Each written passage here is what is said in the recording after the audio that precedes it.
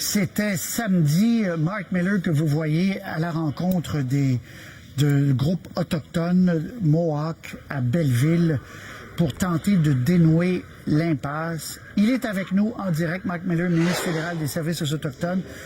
D'un côté, Alain Reyes, député de Richemont-Arthabasca, lieutenant politique pour le Québec du Parti conservateur. Je vous parlerai tout de suite après, M. Reyes. Merci d'être là. M. Miller, vous êtes allé samedi discuter avec ces gens et on n'a pas l'impression que ça a fait débloquer grand-chose. Où est la voie de sortie, là? D'abord, est-ce qu'il y a une rencontre avec les chefs héréditaires de Wet'suwet'en prévue bientôt? Bien, très bonne question, Patrice. Inutile de revenir sur la dernière semaine. Je sors d'une rencontre avec le premier ministre, Mme Bennett et M. Blair. Mme Bennett elle-même sortait d'un meeting téléphonique avec les chefs héréditaires de Wet'suwet'en pour essayer d'établir une piste de désamorçage. Peu de choses que je peux vous révéler publiquement, évidemment, à cause du lien de confiance, évidemment, avec ces chefs héréditaires. Mais évidemment, nous sommes constamment en communication de mon côté avec le leadership de la nation Mohawk à Kahnawake, ainsi que le leadership Mohawk à Tyendinaga. Toujours question de bâtir le lien de confiance, garder les canaux de communication ouverts, savoir en quoi consiste ce piste de désamorçage.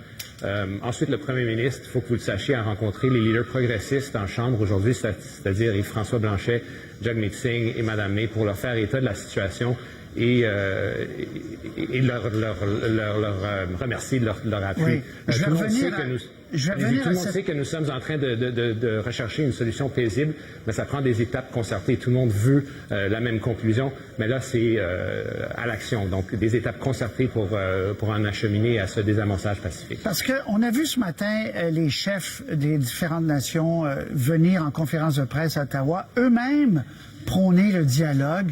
Même le chef Simon qui va un peu plus loin, mais les autres aussi, mais le chef Simon est peut-être le plus clair, moi qui est ici à Kanesatake, qui dit il faut que mes confrères lèvent les blocus en signe de bonne volonté, parce que ça fait mal à tout le monde. Mais on a l'impression qu'ils sont, comme vous, impuissants à rejoindre l'esprit des chefs héréditaires. Alors, je comprends que vous ne pouvez pas tout révéler, mais est-ce que vous pouvez nous rassurer qu'il y a un dialogue avec les chefs héréditaires et que les choses bougent quand même? Ben, Patrice, comme vous le savez, ce n'est pas une chose qui date d'hier. Les tensions en communauté varient. Dans les communautés Mohawk, il y a ce leadership héréditaire. Mais ce qui est important dans tout ça, c'est d'avoir ce dialogue, savoir en quoi consistent ces pistes de désamorçage, sachant qu'il y a besoin d'un certain lien de communication entre les parties pour en fait mettre en place ce désamorçage, à s'assurer que les trains passent en temps et lieu quand on en a revenu à cette décision. Et donc, oui, dans la communauté, il y a des désaccords, des accords qui datent depuis longtemps, tout comme il y a des désaccords au Canada. Et donc, c'est une complexité qui se rajoute au phénomène, mais ce n'est pas une complexité qui est insurmontable. D'accord, mais rassurez-nous, là, collectivement, vous dites qu'il y a des lignes de communication ouvertes avec les chefs héréditaires, parce que tant qu'eux ne lèveront pas la main en disant « ça va, on n'a plus besoin de votre appui », la crise ne se résorbera pas, là. Bien, tout le monde veut une conclusion à cette situation, mais ça prend cette action concertée, cette ouverture, cette discussion, des liens de confiance, des gestes concrets, et c'est précisément ce que nous faisons.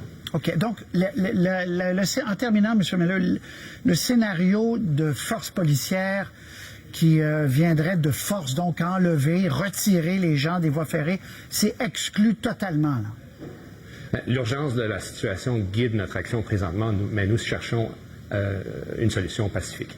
D'accord. Mark Miller, ministre fédéral des Services autochtones, on va se reparler. Alain Reyes, député de Richemont-Arthabasca, Monsieur Miller vient de le dire, votre chef a été exclu de ce comité qui a été formé en après-midi, parce que vous, mais d'abord, je vous écoute, qu'est-ce que vous suggérez concrètement? Que la police fonce dans le tas ou quoi?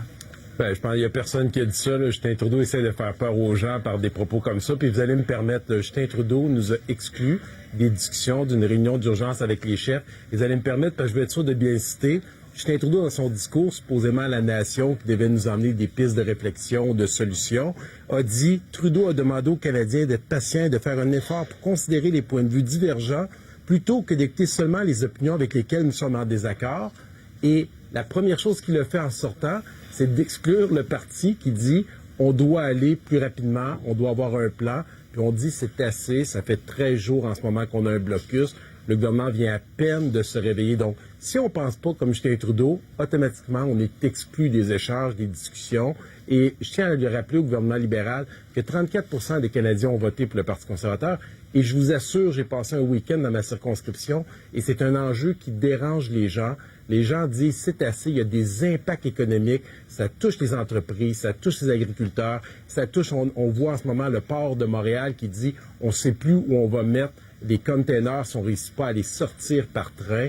On a les entreprises d'aluminerie. Là, tout d'un coup, le Bloc a de l'air moins pressé de travailler pour les travailleurs du Saguenay-Lac-Saint-Jean, mais Rio Tinto, Alcan, qui envoie un signal pour dire si notre ressource première n'arrive pas à bon port, on pourrait avoir un shutdown, oui, il y a un un arrêt. crise. Vous avez raison, tout le monde le reconnaît, M. Ray, mais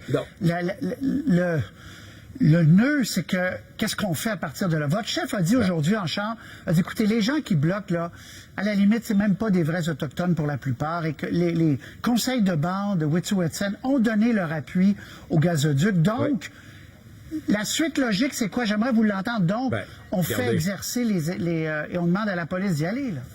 Premièrement, tous les élus des Premières Nations qui ont été élus sont d'accord avec le projet en cause. Dans les chefs héréditaires, sur les 13, il y en a 8 qui sont en accord. 85 des populations des Premières Nations touchées par le projet sont en accord avec le projet. On est en face de 5 chefs qui tiennent tête à l'ensemble de la population canadienne, à notre économie. Nous, ce qu'on dit, ça fait 13 jours. Le premier ministre, ça fait une semaine qu'on lui demande de revenir au pays pour gérer la crise. Depuis le jour 1, puis on l'a vécu avec la grève du CN avant les fêtes. On savait qu'on aurait une crise qui s'en venait. Il est temps d'être capable de nommer les choses. Le premier ministre n'est même pas capable de dire que c'est illégal ce qui se passe sur les voies ferrées en ce moment. Vous et moi, là, on serait sur une voie ferrée pour n'importe quel sujet qu'on voudrait défendre. On ne ferait pas 1 heure. Donc, on dit, mettons place un leadership. Qu'est-ce qu'on fait? Est-ce qu'on envoie la police ou non? Je ne dis pas qu'il faut emmener la police, mais il faut leur faire comprendre par un message clair que s'ils veulent discuter, négocier, on n'a pas de problème. Mais vous faites ça à côté des rails de chemin de fer et vous laissez notre économie partout au pays pouvoir continuer à rouler quitte à le faire en sorte de de ne pas force, prendre en otage les Canadiens. Mais quitte à le faire de force, parce que c'est ça le nœud. Les gens se souviennent de crises qui ont dégénéré, là.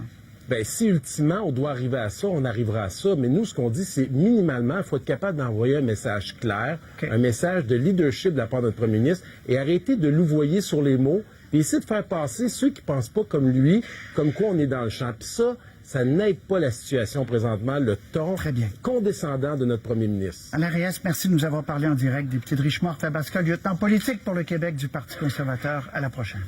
Merci. Au revoir.